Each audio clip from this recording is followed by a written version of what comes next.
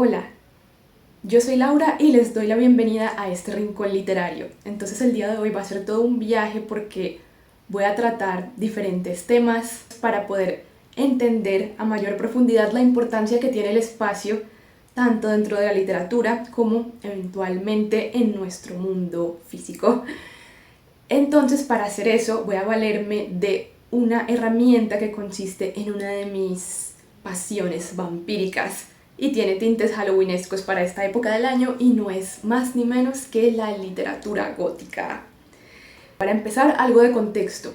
¿Qué es eso de la literatura gótica, o al menos de dónde sale, o a grandes rasgos en qué consiste? Entonces la literatura gótica es un género literario que surgió a finales del siglo XVIII en Inglaterra. Este género literario está súper conectado con los posteriores géneros de terror y del horror en la literatura, y básicamente sin este tipo de literatura no tendríamos las películas de terror que tenemos hoy en día, o al menos no serían tal cual son las películas de terror a las que estamos acostumbrados.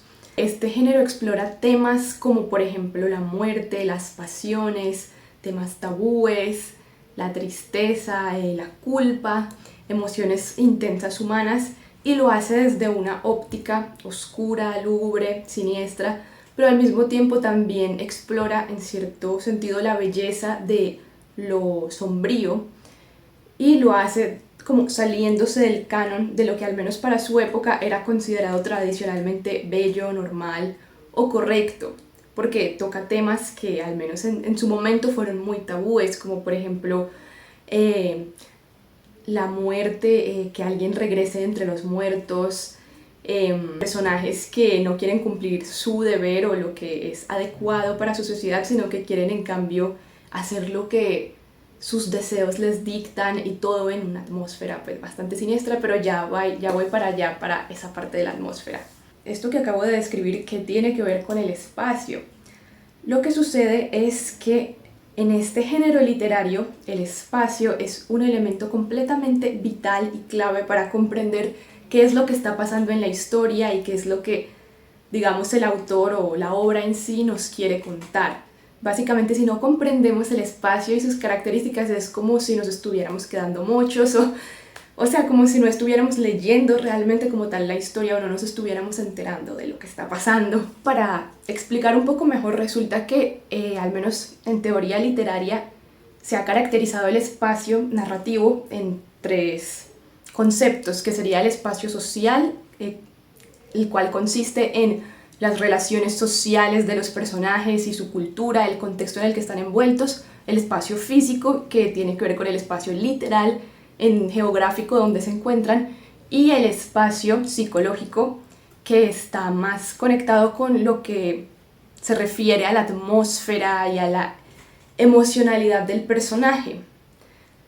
Sucede que en la literatura gótica el espacio psicológico es completamente clave. Por ejemplo, si exploramos en varias obras góticas, por un lado podríamos darnos cuenta de que de alguna forma el espacio titula la obra o está en el título, y también ese espacio en el que está sucediendo todo se termina volviendo protagonista de la trama y de lo que está pasando, porque está altamente conectado con el misterio que suele haber incrustado en la obra, y con el personaje mismo y su desarrollo. El espacio en las obras góticas se refleja como una metáfora de los terrores del mismo protagonista o de su subconsciente. Representa ese aspecto o esa situación que lo abruma y lo asfixia y que lo hace sentir encerrado. Y de hecho el espacio no es como algo que siempre es inmutable e igual idéntico, sino que es algo que va evolucionando, mutando, prácticamente de la misma forma que lo va haciendo la trama. Entonces el espacio va construyendo al personaje como lo hace la trama, así como el personaje eventualmente también va de alguna forma a ir construyendo ese espacio. Esos espacios se alimentan y se ligan con todo el conflicto que el personaje está experimentando, con el misterio y con esa trama que en las novelas góticas suele ser tan siniestra, tan extraña, e incluso aterradora o angustiante para muchos de los personajes que la están viviendo. Entonces ahora lo que voy a hacer es que, para que lo que acabo de decir tenga un poco más de sentido, y para ilustrarlo de una manera un poco más dinámica, voy a leer unos fragmentos de varias obras góticas, concretamente 3, y voy a analizar lo que acabo de decir y explicar por qué el espacio es tan clave para comprender al personaje y la historia. Y bueno, para los que ya de por sí son amantes de la literatura gótica, los reto a ver si posiblemente pueden adivinar a qué obra pertenece cada fragmento antes de que yo diga cuál es. Y para los que quizá no conozcan esas obras, pues se las voy a recomendar para estos tiempos de Halloween, porque bueno, las 3 a su manera me gustaron bastante. Entonces voy a hablar muy generalmente de esas obras y me voy a centrar en el espacio. Entonces bueno, voy a leer el primer fragmento. La joven, cuya determinación había dado paso al terror desde que abandonó a Manfred, continuaba su huida hasta la parte baja de la escalera principal. Allí paró sin saber hacia dónde dirigir sus pasos, o cómo escapar al ímpetu del príncipe. Sabía que las puertas del castillo estaban cerradas y que los guardias se encontraban en el patio. Mientras estos pensamientos pasaban con rapidez por su mente, recordó un pasaje subterráneo que iba desde las bóvedas del castillo hasta la iglesia de San Nicolás. Con esta idea en mente, agarró una antorcha que iluminaba al pie de la escalera y se apuró hacia el pasadizo secreto. La parte baja del castillo contaba con varios claustros intrincados y no resultaba fácil para nadie en ese estado de ansiedad encontrar la puerta que conducía a la caverna. Un silencio horrible reinaba en aquellas regiones subterráneas, salvo por algunas ráfagas de viento que sacudían las puertas que ella cerraba a su paso y que hacían chillar a las bisagras oxidadas en un eco que reverberaba por el largo laberinto de oscuridad. Cada murmullo la sacudía con nuevos terrores. Para los que no hayan identificado o no conozcan esta obra en absoluto, está describiendo la situación de una doncella que está, al parecer, en apuros, en una situación bastante espeluznante. Ella se siente, está escapando de algo, está huyendo, y aquí se puede ver cómo el castillo en el que se encuentra representa todo ese lugar lúgubre, siniestro, que es ese misterio de la situación que ella está enfrentando en ese momento. La forma en la que ella percibe ese castillo, casi laberíntico, enredado, como que es súper difícil salir, desconocido, tan frío, representa la soledad que ella está sintiendo por la situación que está viviendo. También se menciona que ella quiere salir a un monasterio para poder escapar, y ahí el monasterio, que viene a ser como un vínculo de la fe, representa esa claridad o espacio seguro para ella, igual que la luz de la antorcha que ella consigue prender para poder escapar.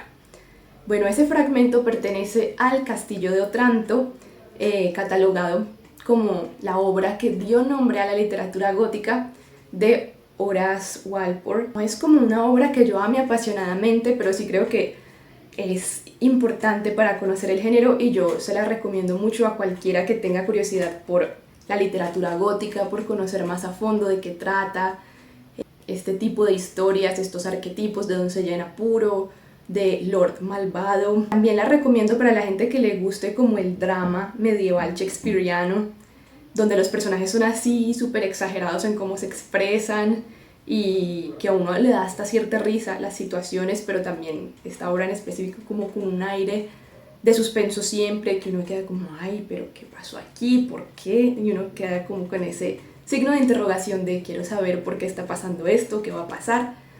Entonces, bueno, ahora voy a proseguir a leer el siguiente fragmento. Al abandonar Ginebra, mi primer quehacer fue encontrar algún indicio que me permitiera seguir los pasos de mi infame enemigo.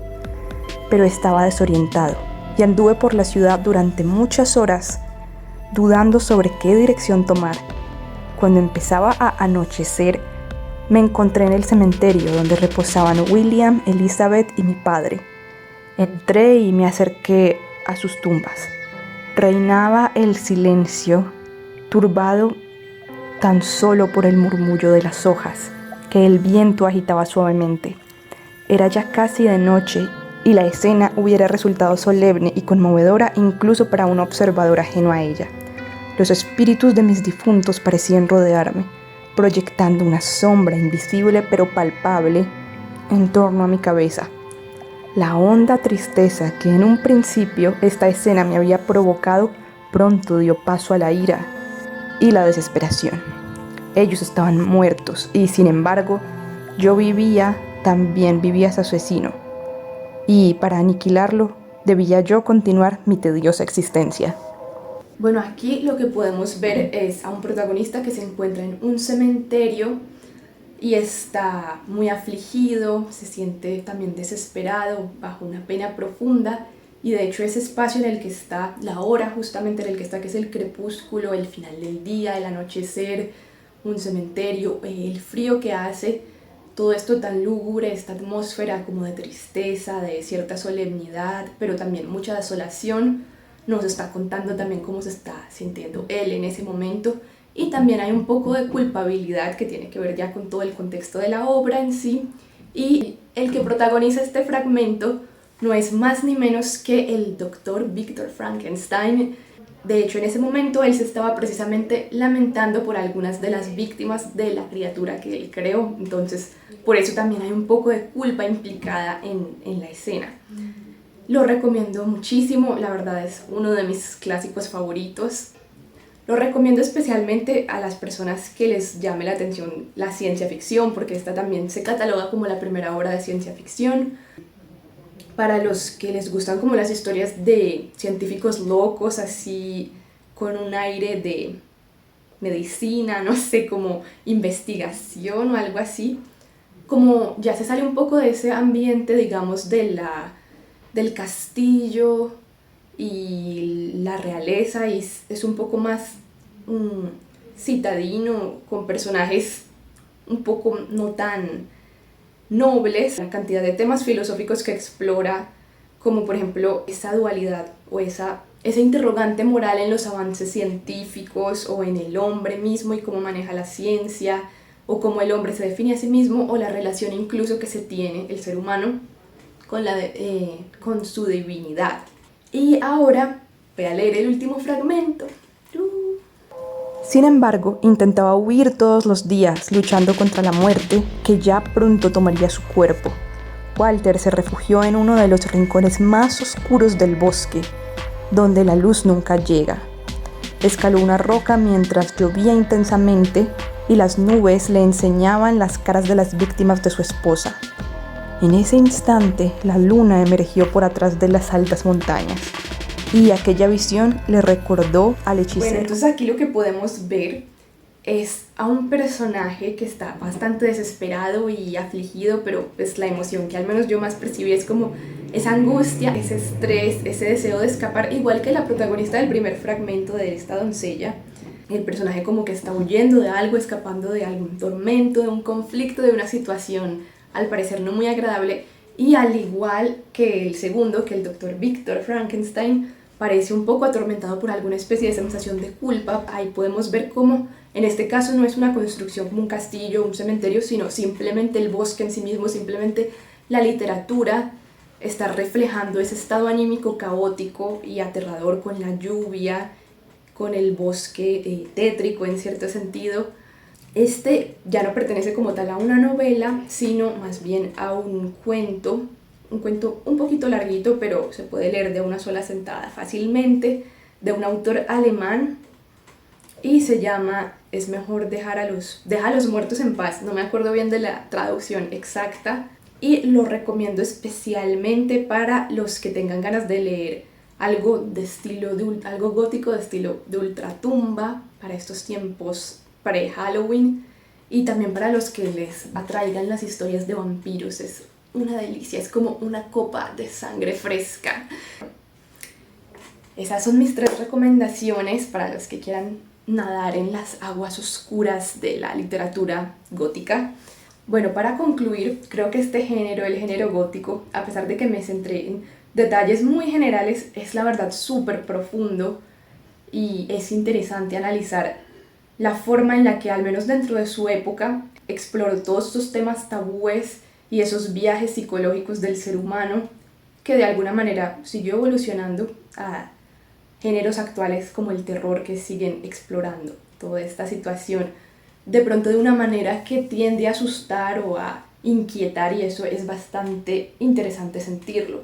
Y también al analizar ese aspecto de género gótico y de lo que lo conforma, me parece súper interesante entender cómo el espacio, el entorno, la forma en la que ese entorno se nos muestra, adquiere un papel tan clave que a veces uno se concentra simplemente en el personaje, pero uno no se da cuenta de que el lugar en el que ese personaje está te cuenta muchísimo. Y me parece que de alguna manera refleja también en nuestra vida cotidiana la forma en la que forjamos un vínculo con los espacios que nos rodean, nuestra habitación, nuestra ciudad, no sé, nuestro bar favorito, nuestro parque favorito.